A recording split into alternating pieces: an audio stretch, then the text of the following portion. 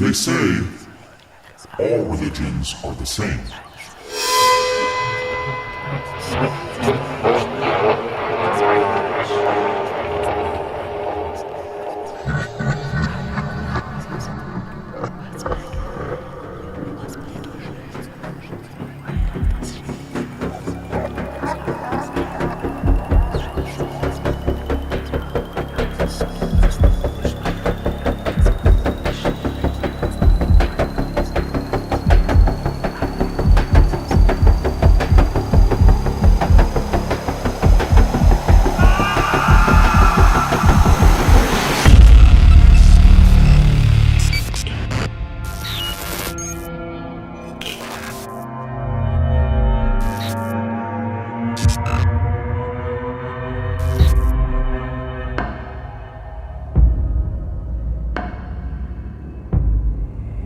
According to ancient Aztec priests, the god Tlaloc required continuous human sacrifice. If these sacrifices were not made, the rain would stop and the crops would die. But Tlaloc especially needed child sacrifice, and it was not enough to wet the earth with the blood of children. Tlaloc also required their tears. If the sacrificial children did not cry enough, the priests would pull out their teeth or their nails to ensure maximum screams of pain before ritually sacrificing them.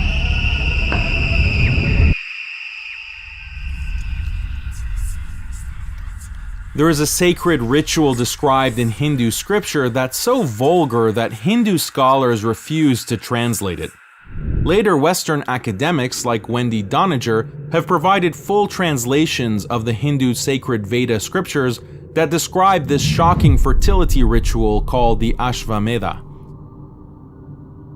We will describe the ritual for you now, along with direct quotes from the scriptures, but viewer discretion is advised. The ritual begins when a horse is suffocated to death. The king and his 4 queens walk around the dead horse chanting prayers. The chief queen recites, "O horse, you are protector of the community on the basis of your good qualities. You are the protector of happiness. O horse, you have become my husband." When the prayer is complete, the chief queen lies down next to the horse. As the priests observe, she pulls the dead horse's genitalia and puts it into her own. She then recites the sacred prayer, "This horse may release semen into me." The king then recites another sacred prayer, "O horse, please throw semen on the upper part, the anus of my wife. Expand your penis and insert it in the vagina." According to the Harivamsa Purana, the Hindu god Indra eventually enters the body of the dead horse to have intercourse with the queen as the king watches. The ritual is complete after the queen spends the whole night with the dead horse's genitalia inside her, thus ensuring fertility for the Hindu kingdom. In one instance, the mother of Rama is also reported to have participated in this special ritual. You might think that this is a marginal practice in Hinduism, but many sacred Hindu temples, such as the Khajuraho temple in India, depict these acts of bestiality and group sex on their holy walls.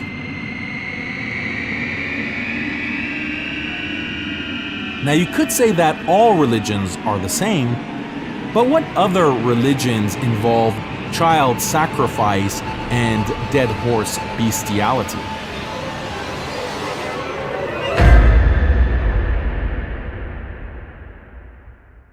These are shocking examples, but there's a deeper underlying truth here. Religions that involve bestiality, human sacrifice, and child torture are all polytheistic. Why is polytheism conducive to these practices?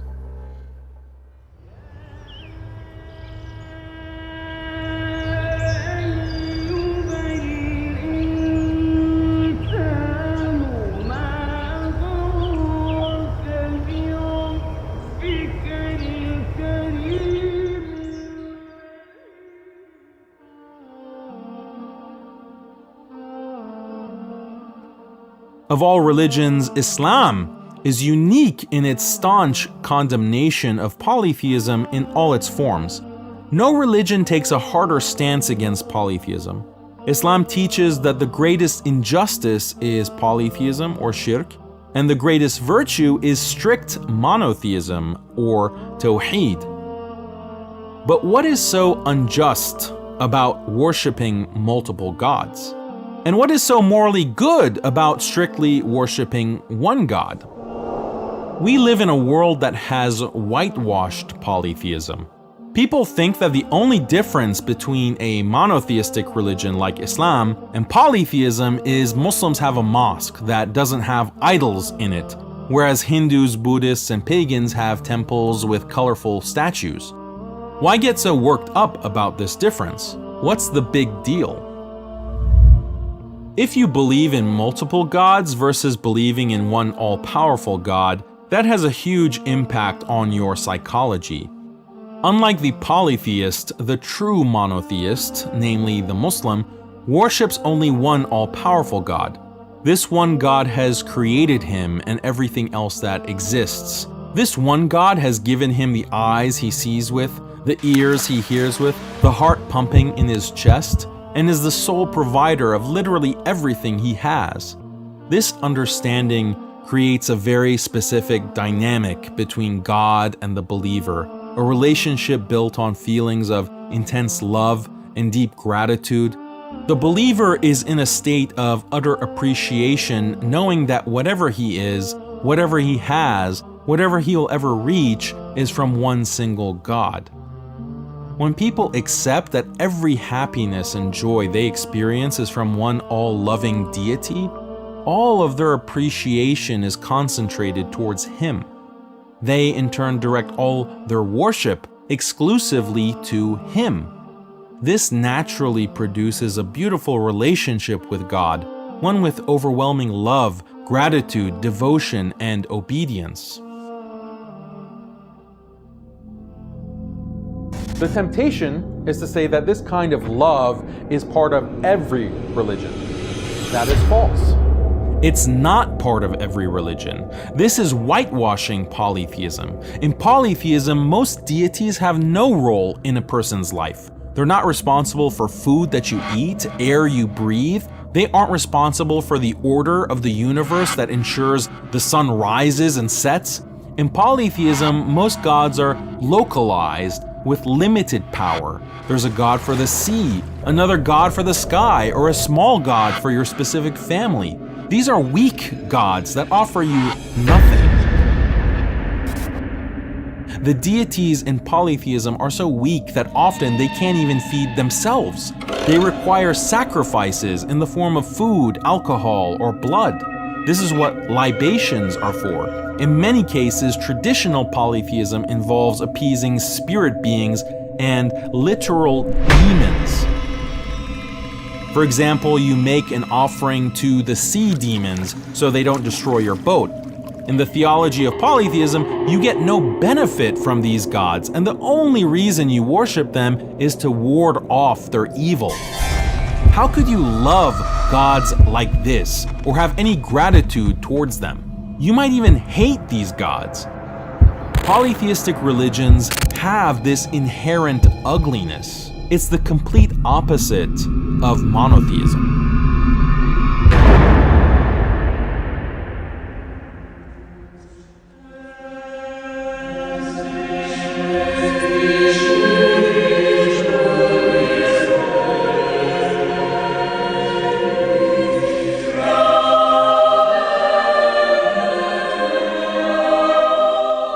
The thing about believing in one all-powerful God who has created you and controls the universe, that gives you a strong sense of fear as well as humility.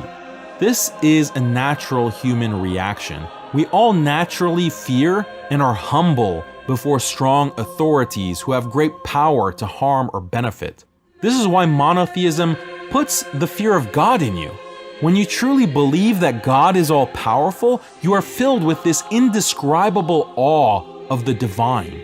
You want to submit to God in His ultimate power and bow down to His absolute authority. You're overwhelmed with a sense of submission that makes you want to dedicate yourself to that higher truth, that higher purpose in devotion to the Almighty. Again, these are emotions that can't exist in polytheism. There is no one central deity that has all power in polytheism. Rather, power is distributed among many gods, and many gods are so weak they can be controlled through bribes and magic. Gods so weak that people can even threaten them. You say to a deity, "If you don't do this for me, I will destroy your temples." How can you have humility before such wimpy, weak gods? This polytheistic theology produces people who lack humility, lack self-restraint, people who feel free rein to indulge in every vice unchecked by a healthy fear of divine wrath.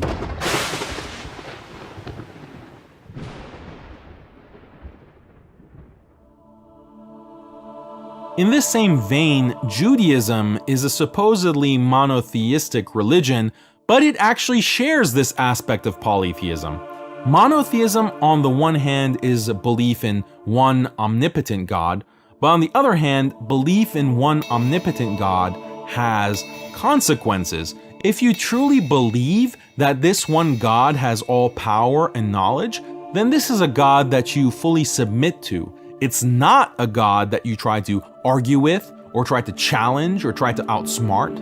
But this is precisely what Judaism does. The way that Jews depict God, they celebrate the notion of debating with God, winning arguments against God, even triumphing over God.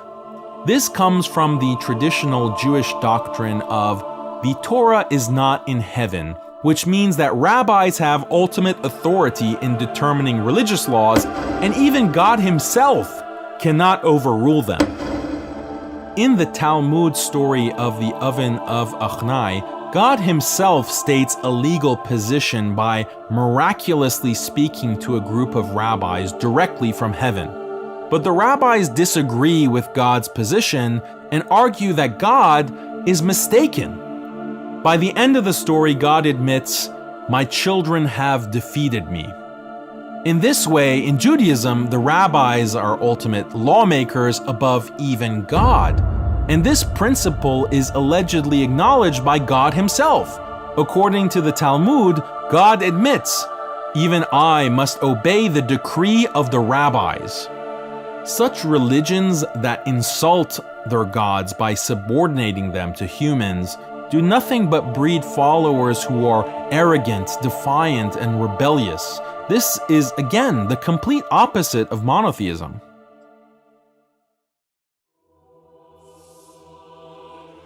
Beyond fear, love, and gratitude, monotheism produces rock-solid certainty. This is because the notion of a monotheistic God draws upon deep human intuitions. Intuitions we discussed in episode 2. All children intuitively recognize that the universe has a creator who controls the universe. These innate intuitions very much resonate with monotheism, but clash with polytheism. As psychologists acknowledge, this makes monotheism more intuitively compelling to the human mind. These intuitions are also used to rationally justify belief in one God. This is why you have many philosophical proofs for God, but you won't find any proofs about the existence of Hanuman, the monkey god, or Zulu, the moon goddess.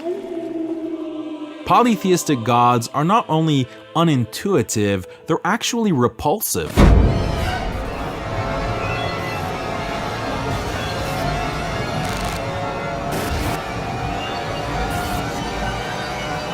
For example, according to ancient Egyptian religion, their pantheon of gods was created when the head god Atum masturbated other gods out from his peak. Polytheistic myths are chock full of nasty, bizarre, or confusing things like this, which destroys people's certainty in gods. Christianity, for example. The issue with Christianity is they have formulated this Trinitarian conception of God, which is confusing at best. To make matters worse, the Bible teaches conflicting notions of God. One notion of God depicted in the Old Testament commands believers to kill women and children and commit genocide.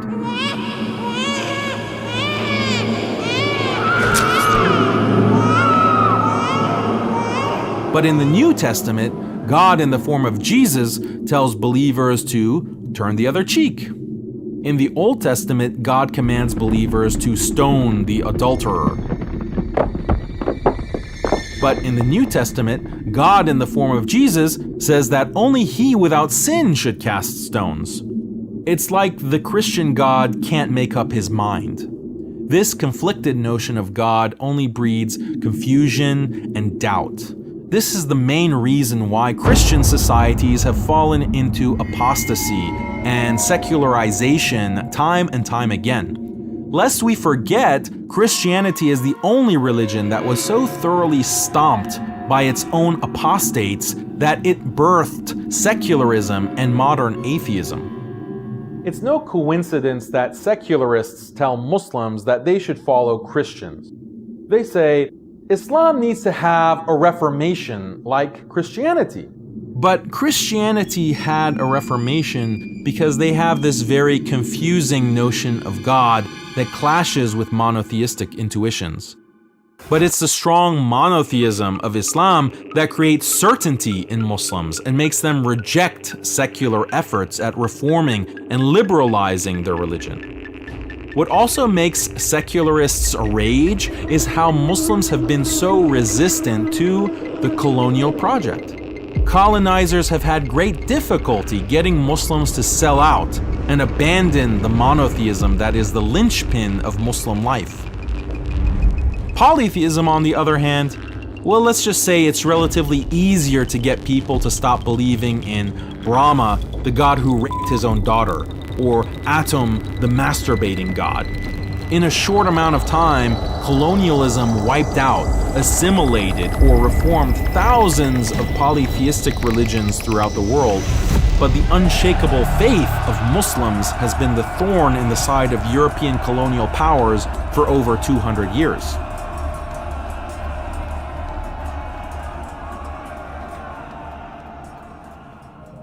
Monotheism produces this beautiful psychology grounded in love, gratitude, humility, and certainty. And that psychology creates societies that are more honest, more altruistic, more harmonious. These are facts cited in recent academic books like Big Gods by Professor Ara Norenzian. There are several reasons for this. First of all, monotheists are much more motivated to be moral because they fear God. If you believe God Almighty can zap you with lightning at any moment, that's going to keep you honest in your daily life. But you don't find this kind of fear in polytheism, as we already mentioned.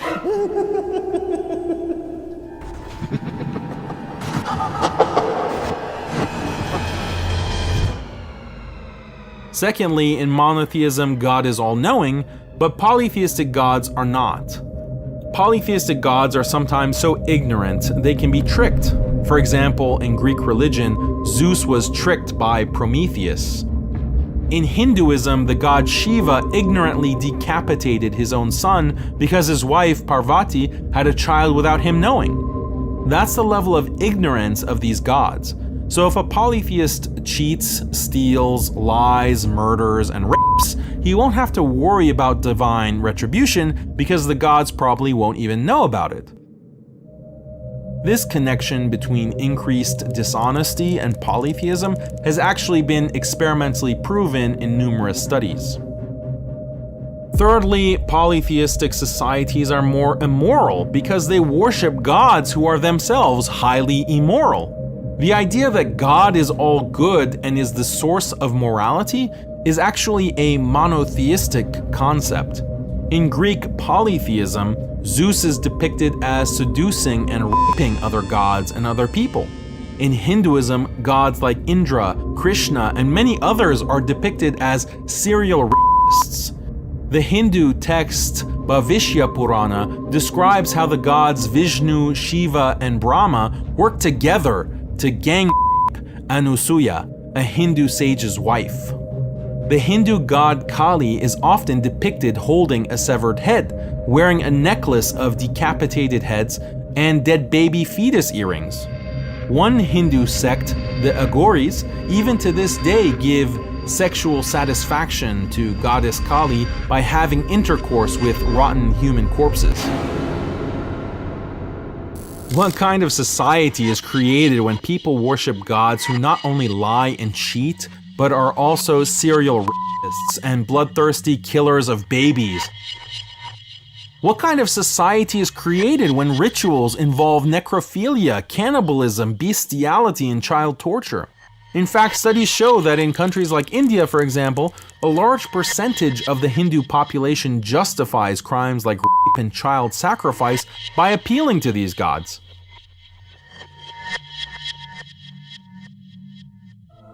Now contrast with Muslim societies.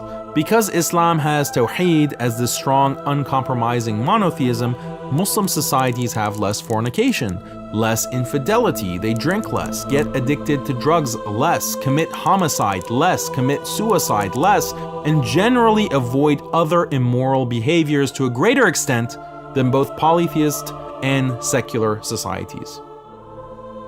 But the beauty of Islamic monotheism doesn't end there. Because monotheism creates deep conviction, this results in strong religious identity. Rather than religious identity, polytheistic societies have strong ethno-nationalist identities. This is because they don't have religious beliefs that are strong or compelling enough to rally around. Since they can't depend on their beliefs, polytheists have to depend on other things like shared blood or culture. But in Islam, Tawheed unites people regardless of ethnicity, race, or culture. This is why Islam is this revolutionary force. As the history of Islam shows, it brought together all the Arab tribes and from day one integrated many other races into one Muslim ummah. Islamic monotheism is strong enough to unite the masses despite racial and ethnic differences. This is why Islam has been the most racially diverse religion from the beginning.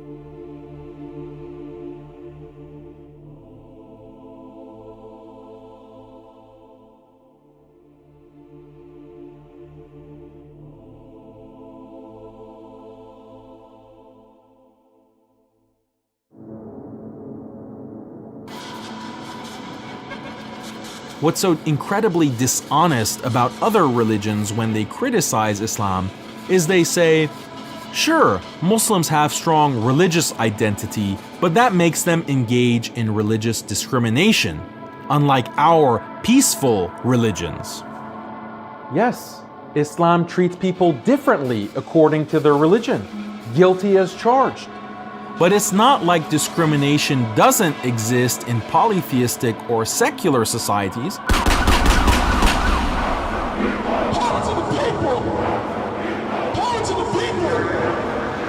They all have boatloads of discrimination, but instead of religious discrimination, it's on the basis of race, ethnicity, or national origin. How is this supposedly better? At least with Islam, religion represents a person's deepest beliefs, and it's something freely chosen. But you can't choose your race or the country you're born in, so it makes sense to judge people and categorize them on the basis of their religion. But the color of your skin or which country you happen to be born in is a silly basis for categorization. And if anything, it leads to far more persecution and bloodshed. Consider the supposedly peace-loving religion of Buddhism. Burmese Buddhists persecute the Rohingya based on racial identity. Sinhalese Buddhists persecute the Tamils based on ethnic identity. Japanese Buddhists justified Japanese imperialism based on ethno-nationalist identity. So yes, None of these are religious conflicts per se, but that's because the persecution is ethno-nationalist in character. And it's not just Buddhists that have to resort to lowly racism and ethno-nationalism. Look at Christian white nationalists. Look at Jewish Zionists. Look at Hindutva. All these religious groups put primacy on race and discriminate based on race. This is not a coincidence, it's a byproduct of the weak conviction polytheism produces. The fact that these polytheistic religions don't admit this and pretend to be all about peace and tolerance while criticizing Islam is very dishonest.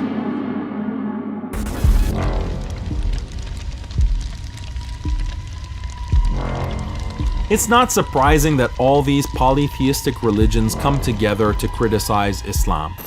Just look online. You see Christians obsessed with Islam, Jewish Zionists obsessed with Islam, Buddhist nationalists, Hindutva, and even atheists.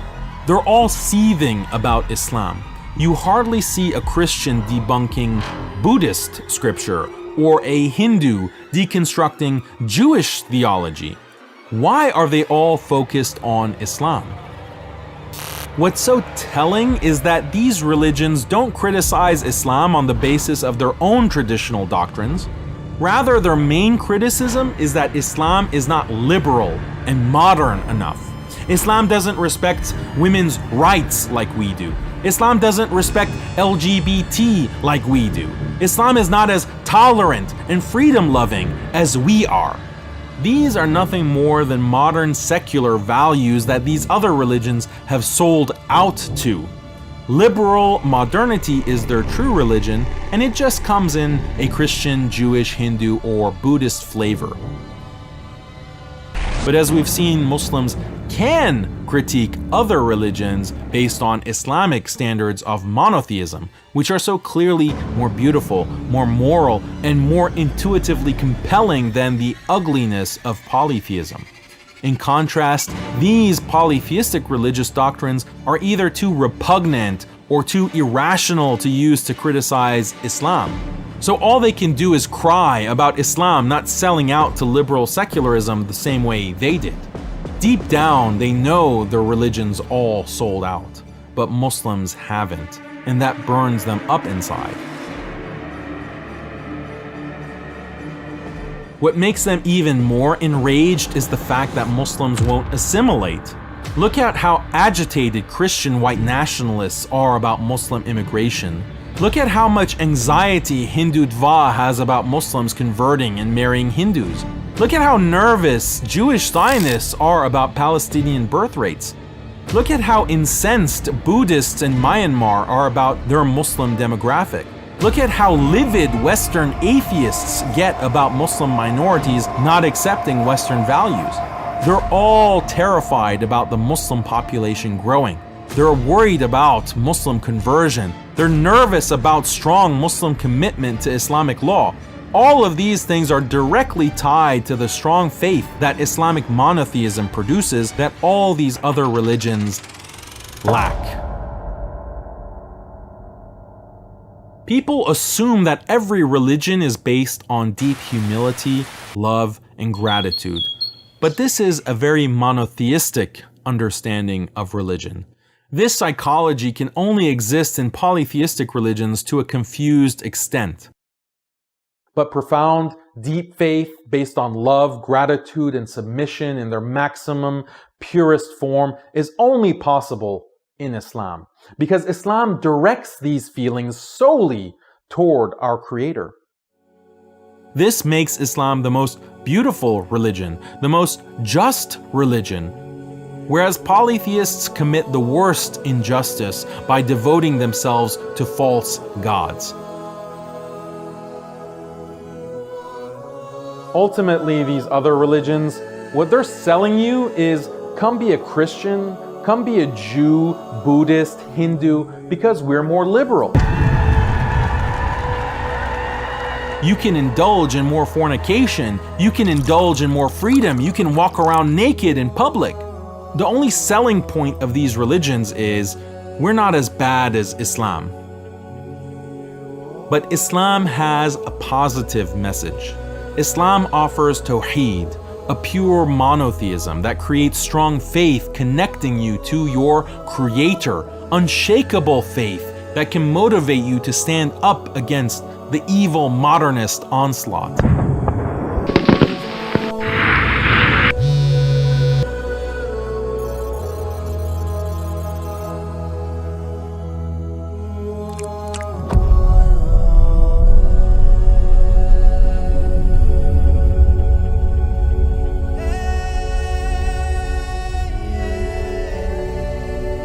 These are Islam's values, and these are the values that should guide human life. These are the values that allow Muslims to resist colonization, to resist secularization, to resist assimilation, and to resist the transhumanist liberalization agenda that threatens to destroy all mankind.